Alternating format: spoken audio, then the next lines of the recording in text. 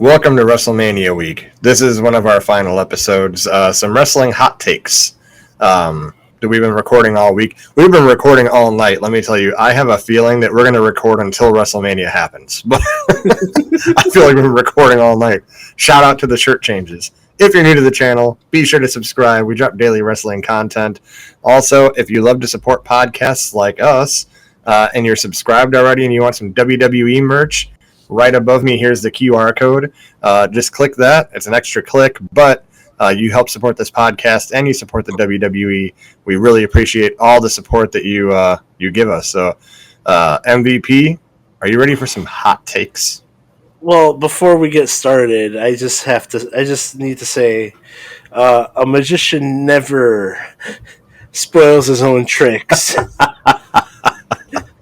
That's true, but I haven't changed a shirt all night. So either you're changing shirts all night, or Lucky's just a dirty motherfucker and he don't shower and just wears the same hoodie every night. And I smell you through the microphone. If you smell, hey, that's a good segue. If you smell what I'm cooking, you know what I'm saying? But some wrestling hot takes. Do you really want to save yours for last because it's really importante? I never said mine was really importante. It kind of is. It's the biggest thing right now. It's up to you. I just want to get two things off my chest real quick. And they're going to be brief because I don't have a lot of heart into it. It's just my perception of it. Okay. And this is going to feel more like a podcast episode. We don't really have anything written down. We're just going to spitball it. That's fine. Tony Khan sucks. Yeah. I don't like Tony Khan. He's a mark. And tell me something I don't know. Right. I got 6 toes on my left foot. Only the real ones know. Mm-hmm. I think that he's doing things that he likes and wants to see. Oh, no, he doesn't care what happens for the crowd. Mm-hmm. And I don't know if he just has an unlimited bankroll. YouTube just picked him up. YouTube just picked him up for programming. Really? Yeah. So you have them on YouTube and you have WWE on Netflix. Okay. Well, all right. As far as unlimited payroll, he's got daddy writing checks for him because his daddy owns the Jacksonville Jaguars, among other things. Yeah, that's true. Yeah, and I'm in complete agreement with you, saying he just wants to put on TV what he wants to see. Like, do I care about I'm just gonna spitball a name, Takeshita? Yeah. If he wrestles Bryan Danielson, no. Well, there'll be a great match. But why does anyone care? Like who? No one knows who this is other than Tony Khan. Tony Khan and like people that pay attention to New Japan, which is very, very few. Yeah, but see, the thing with Tony Khan, too, is that, okay, like Triple H lets everyone have their moment.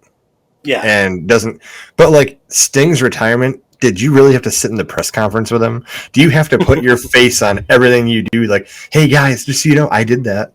Like, get off the screen. No one cares about you. Just keep spending money and put out stuff that people want to see. Hey, guys, I own a wrestling company. Yeah. Like, I'm like, dude, I hate Tony Khan. I just, and it makes me, I can't get into AEW. And I really try because there's a lot of great talent there. But it's like, I just don't care because I don't want his 9-year-old mentality of like, this is what I would want to see when I was a kid. Like, but what about the people paying to see it? Mm-hmm. You know, like, okay, and I get the unlimited payroll, but how can it be unlimited when you put money into the show and it only fills half an arena and you're kind of losing money every show? It probably not a lot, but you can't be making buco bucks every show. It doesn't fill the arena. Yeah, well, you know, Shad Khan is an entrepreneur, so anything Tony Khan loses, it's probably not a big dent in the overall payroll that comes in to their family. It's probably like, you know, a little scratch on their they can write it off. I The don't one like thing Tony. I don't either. He has all these talents that are not being used or used properly, just handcuffed into contracts. When Keith Lee, for example, I would love to see him come back to WWE under Vince McMahon. Shit, Yeah. Triple H would definitely know how to use Keith Lee. Oh Um, yeah. uh, Swerve Strickland. He's hot right now. He should have been world champion like a month ago. They still haven't figured a way to put the belt on him, and I feel like it's kind of too late now. He's kind of stuck in that contract. He definitely could have been used on SmackDown as part of the Hit Row before uh, Big AJ Francis was fired. I mean, him being a founding member and probably the most important member is Isaiah Swerve Scott. And then another person I'd like to see come back, Malachi Black. Have him back as Aleister Black. I mean, he's doing great with the House of Black, but I feel like under the Triple H regime, he'd do great things in WWE. Yeah, I don't know, and it's just one of those things. Like I just can't. And that's what brings me to my next one. MJF. Okay, Mm-hmm. when he comes back, he'll feud with Adam Page, Mm-hmm. right? What else is there for him to do after that? That's gonna be hot and like main event talent wise, like for MJF. What's he gonna do? Well, I mean, this is Tony Khan we're talking about. Okada. Okada's a star, but in Japan, I can think. you really say how many people saw his matches with Kenny Omega? Yeah. I mean, What was the question? We've recorded so much, and I looked at you, I heard you, I said, "Wait, what?" no. All right. So, what's next for MJF? Maybe Okada, but Yeah, right. does the American audience really care about Okada? No. No, exactly. No one cares. He's a star, and in maybe Tony Khan's eyes, he's a great. He's a megastar. He's not, and if you look at him, he don't really look the part. You can have great 5-star matches. Nobody cares. I mean, So look at hold hand. Monday Night Raw, CM Punk's segment with Seth Rollins and Drew McIntyre. That drew more. That segment drew more, not wrestling, than anything that happened on Dynamite with the CEO and people saying she's a game changer. People are changing the channel. yeah, I agree. I was not. I'm like, and like, Mm-hmm. okay, she's there, cool. My Yeah. MJF thing is this. All right, what is there left for him to do? Because at the end of the day, he's young and Mm-hmm. he's hot Mm-hmm. to do what he does. He needs to go to WWE before it's too Yeah. late for him. Mm-hmm. I think that he has so much more potential to build a bigger career than he Yeah. does in AEW. That's my hot take. Is that we talked about it on the WrestleMania predictions video. Mm-hmm. MJF I would love for him to show up at WrestleMania and get involved with something that he could bite his teeth into. There's so much more, and especially he's kind of an uncensored kind of wrestler. Says what he Yeah. wants, does all that. When they go to Netflix, that's going to be uncensored wrestling. Like we're going to see, like I'm not going to call it the Attitude Era because that was its own entity, but you have like, dude, you have potential to bring back like wrestling. Like when a grown man tells another guy, "I'm going to kick your butt." I'm not invested in that. This PG shit's garbage. Uncensored wrestling's come back. MJF would fit in great there for Netflix and all that. So That's my hot take. MJF needs WWE, and before he gets too old that it don't matter. Agreed. I'm gonna take that to segue into my hot take. Kind of more of me airing grievances. I am kind of sick and tired of people seeing these last few weeks of The Rock being uncensored, and especially on social media when he's dropping f bombs here and cutting 20-minute promos to say that, oh, this is the return of the Attitude Era. People need to stop. People Yeah. really need to stop that. This is not the second coming of the Attitude. And you know what? I'll say it right now. This is coming from mostly people that were born after the Attitude Era. So they don't even know. I mean, all right, so this is the second coming of the Attitude Era. Do you really know what the Attitude Era was? Attitude Era, all right, so if you want Attitude Era right now, you can forget all of these women's wrestling and just have them fight each other in their bra and panties or in like on a bed or in a mud pit.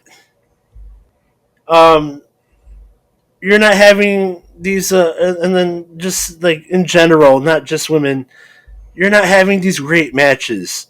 Can you name a 5-star match that happened in the Attitude Era? No. Exactly. The Attitude Era was not about wrestling or the quality of wrestling. It was about edginess. Yep. Pushing the boundaries.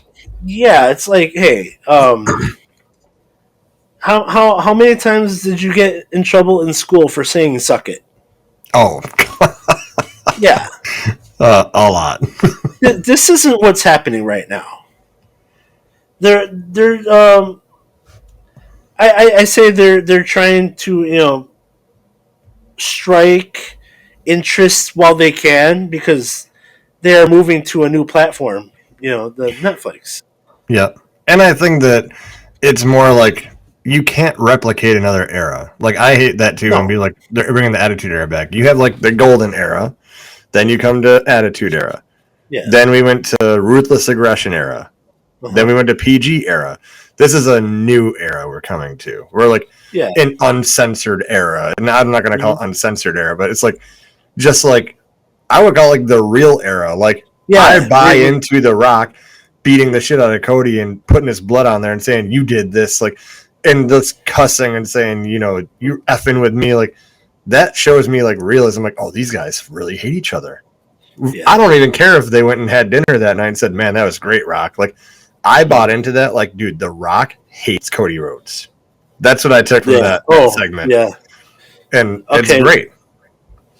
All right, so it's great. It's terrific. It is.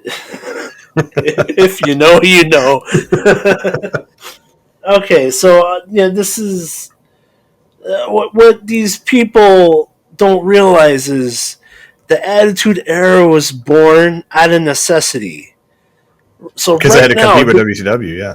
Yes, absolutely. WCW was handing them their ass and taking their talent. Scott Hall, Kevin Nash, boom. That crippled the WWE. They had to do this in order to survive, and they barely survived. Yep. Right now, WWE is head and shoulders above any other wrestling in the world, whether you like it or not. I think, by the way, I don't mean to cut you off, but I think that with Triple H at the helm and Vince officially done, and you get a fresh start after Mania, I think the draft is going to be wild. I think that the Monday after WrestleMania is going to be bonkers. I think it's going to be a lot of good stuff, and I think that we're in for a really good next era. Oh, dude, Vince McMahon I am so excited to watch wrestling. I'm excited to plant my ass on that couch over there every Monday and Friday. Yep. I love it. It's terrific. I love it. It's like the feeling of I can't say it. If you know, you know. I'm sorry. If you know, you know. But yeah, no, I mean, I'll use that as a segue to my other hot take that Okay. call it what you want. Okay? I told you, who's my favorite wrestler of all time? He's on your head right now. He's on my head right now. Yeah. This version of him, and I know some of it you don't agree with, some you do, but the TKO board of directors, like I'm your boss, I'm the final boss, I am, the heel Rock. This is the best version of the Rock we've ever seen. Okay. It's very good work, and like I told you, whether or not some of it makes sense if he says it, like it makes me buy into like the family aspect. Like, okay, Rock does. I was on the Going Ringside podcast. We talked about Haku and how Rock took care of him because he treasures his family. That he loves taking care of his family, and that's part of wrestling. And the realness he brought is just like when I saw that beatdown on Raw, I'm like, dude, I wonder if like Rock really fucking hates Cody Rhodes. Like, I think he can't stand his ass. and like I said earlier, like they probably went and had dinner and like, dude, that was great. You know, they're in Chicago eating some Giordano's. Yeah, that was awesome. But I'm buying into it more because The Rock is like on another level of his heel persona. It's not like just healing it up. He's like vicious. You know? I'm glad you're saying this. Yeah. No, I'm glad you're saying this. This is going to feed into what I have to say. He's like, I'm about to end this whole man's career. No. I agree with you. I totally agree with you. So do you want me to just end it right now? Yeah, I was done with that. Yeah. Okay, so another thing that I'm sick and tired of is people calling this Hollywood Rock. Yeah. This isn't Hollywood Rock. Nope. Were you alive when Hollywood Rock was here? This is what, 2003, 2004? Yep. Were you alive? Were you alive? Could a thought in your daddy's mind. Yeah. Okay. Hollywood Rock was, for all intents and purposes, a chicken shit heel. Borderline comedy act. See that stuff he did with Hurricane? Remember that? Yep. You're the Hamburglar. And he wore a black vest and had a huge belt buckle. And it worked for that era. Yeah. That's Hollywood Rock. That's, let me answer my cell phone. Cacao. Hey, it's my assistant. This is not what we're having right now. Let me check this. Okay, music. They're using the Hollywood Rock music, but a little bit different in a different. Yeah. No. I you know what? Probably my favorite rendition of the Rock's entrance theme is the Hollywood theme. Yeah, but this is a whole new character. This is the final boss. Yep. Now, all right, I'm gonna end this by saying, look, I'm a 5'8" guy. I mean, I work out a little bit, but right now I'm a bit on the softer side. The Rock would handle my ass easily. But, alright, let's go back to Hollywood Rock. Even back then, he would handle my ass easily. But, like I said, he was a comedy act. This Rock right here, you said he was vicious. I watched Raw, that final segment. I legit was scared. I'm like, this guy is going to kill Cody. I thought he was going to throw him off the bridge like he did to Stone Cold. Yeah, and I know that tunnel in the back of the Allstate Arena. I really thought he was going to throw him over. I'm like, what? This guy's going to kill him? And then, he threw him into his own bus and that's where he was able to let him blade Yeah. and get color. And I'm just like, man, this. If I didn't know, wrestling, I think this guy's going to kill him. And then, like, go ahead. No. Go ahead. I was gonna. The only thing I was gonna say real quick, and you can resume. Shout out to Michael Hayes and Bobby Roode because they're the ones that wrote that segment. Okay, yeah, dude. Shout out to, um, just and the fact that they gave him the cue that they're off air. I don't give a shit if we're off air. I'm gonna keep beating his head. I hate this guy, and he just keeps going at it. He's whipping him with the belt. You can see the look in Cody's eyes. He doesn't know what to do. He does. I don't know if they discussed it beforehand, but he legit didn't know what was going on. Hey, am I not gonna make it to Mania now because I'm gonna be dead? the the Rock was so scary. This is nothing like we've seen before. And Yeah. when you said this is his best work, I would have to agree with you because like I said, we've never seen this kind of Rock before. And not to mention, like when he was Hollywood Rock, he still like would do appearances on shows, and like now I'm Dwayne Johnson, right? But even his like real life, like on Instagram, he's like, oh yeah, and Cody Rhodes, you want to fuck with the tribal chief, like or the high chief, like it's his whole person now. His person is this vicious, scary dude. Like, and I know you don't like the Mama Road stuff initially because like kind of like leave the mothers out. But I do want to defend it in the sense that he's not being disrespectful. He's literally showing like, this is how bad I'm going to hurt this man, that I'm going to break his mother's heart. Like, I show respect to you, Mama Rhodes, but your son did this. Like, he's not coming after her. He's saying, I'm sorry that your son said he's going to give you this belt because that's not happening. Right. I'm just glad he's just not making jokes that, after I beat your ass, I'm going to go fuck your mom. Yeah, then that would have been like, okay, that would have changed our whole conversation just now. Because it would have been like, okay, that's kind of stupid. But like, he's literally like, Mama Rhodes, look, I'm telling you what I'm doing. And I'm showing you, like, your son is bleeding. And he's wiping the blood on the belt.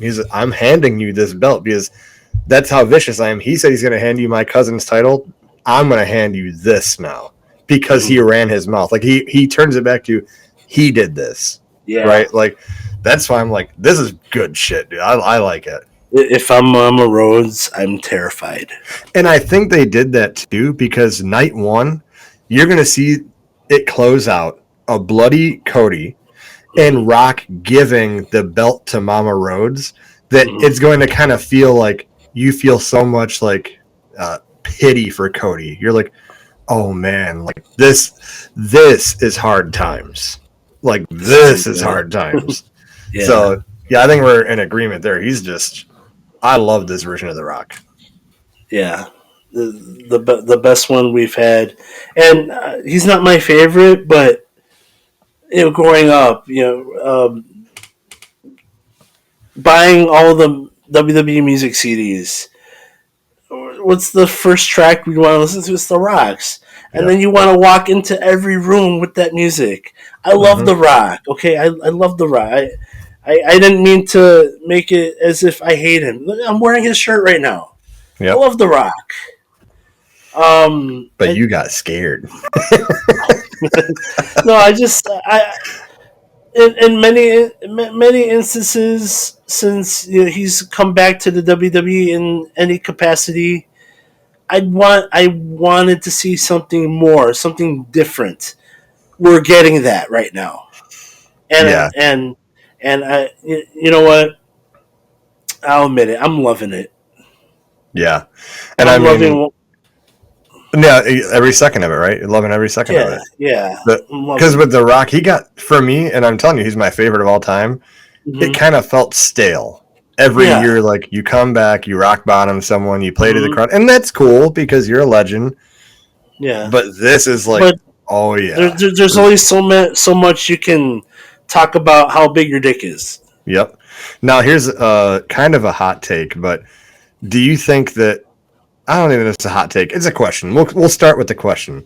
It started with him going at him at the press conference and everything, but he was telling Triple H like, "You fix it or I will. You're lucky you're not cleared." And then Triple H said, "You're lucky too." Like they built up like Triple H is going to be part of this story, and he's been missing. Do we see Triple H involved in any of this at all? You know what? I'm gonna say no because just due to health. I don't mean physically, but like story wise, like I'm Oh. the chief content creator, but Rock is like I'm the boss. I'm the TKO on the board of directors. Like I'm not. See, yeah, that I feel like that'd make it more complicated. But no, this stuff is fresh.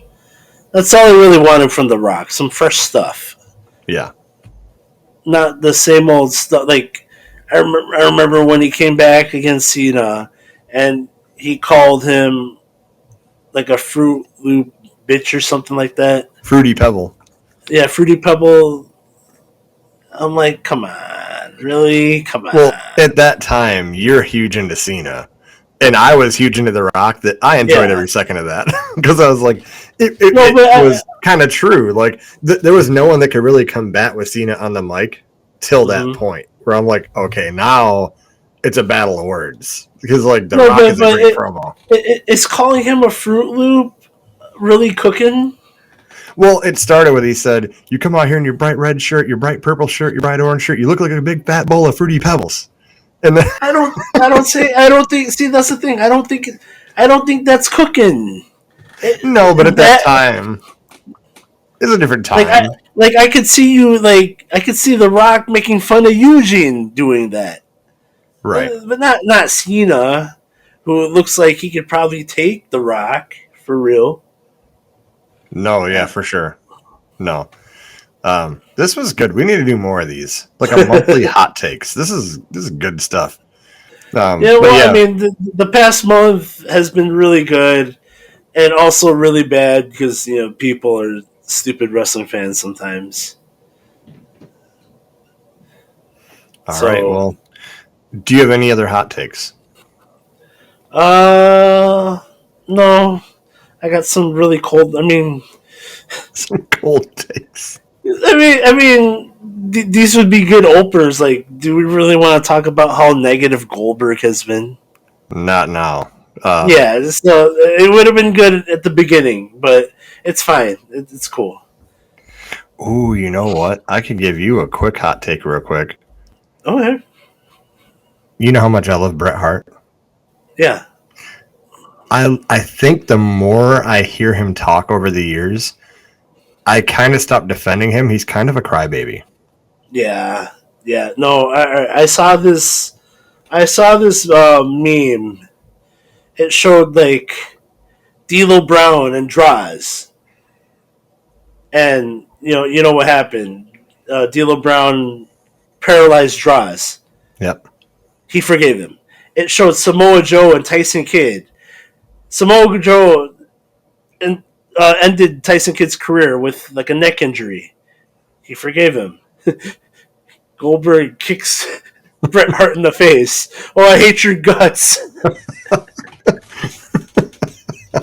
Yeah, it just felt like, okay, what is Bret Hart going to complain about this week? Like, that's kind of how it feels, but I don't know. There's nothing away from him, but okay, all right. So, all right, you know what? I'm gonna use this to segue into my Goldberg take. Goldberg has been very negative lately. I mean, he kind of sounds like Ryback right now. He for sure does. Like, oh, you topped my streak with some Japanese girl, like. Yeah. Oh, Asuka. Yeah. Which, let's be real though, Goldberg, you had the streak, you had all this stuff, but at that time you weren't even really talented. People carried you. Yeah. You only had a streak because you were big, and it made sense. No, but and then so how this segues from Bret Hart. So I've seen many interviews where he said, "Hey, there's only so many times I can apologize to you. There's only so many times I can say I'm sorry to you. But you keep bringing this up. So you know what? I want to fucking kill you now. I fucking hate you Yeah. now. And Yeah. then he segues his criticism about Asuka into saying, "Hey, Triple H has had it out for me, and now he's got half of his roster doing spears." Yeah. I would say that there are a lot of spears, but there's also a lot of super kicks too. Yeah. No, but all right. So who do we have that does spear? All right. So we have Roman Reigns. Braun We Breaker. have Braun Breaker, arguably the best spear in the business right now. It is. I'm saying it right now. Bobby Lashley, Jey Jey Uso. Uso. You know what? I can do without Jey Uso doing the spear. So can I. Yeah. Adam Copeland. I can do without him, just based on size, but just the fact that he's used it since the Attitude Era. Yeah. You can't say nothing. Charlotte Flair. I mean, I she's hate big. Bobby Lashley's spear. Yeah, where he does that front roll. Yeah. Oh, I hate that. I mean, I guess I'm It takes trying away to. the impact. Thank you. His spear has no impact. I mean, as far as impact goes, Braun Breaker's Yeah. probably like the closest to a Goldberg spear. So Braun Breaker's my guy I as love far as Braun spear Breaker. stuff. Yeah. Well, So this was good. We need to revisit this. yeah, absolutely. I'm down. Enjoy WrestleMania, everyone. If you're new to the channel, be sure to subscribe. We drop daily wrestling content.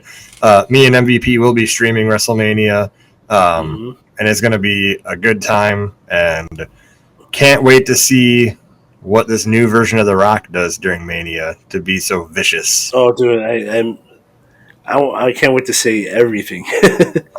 So, all right, guys. Appreciate the support. Enjoy WrestleMania week with all our content, and we'll see you at WrestleMania.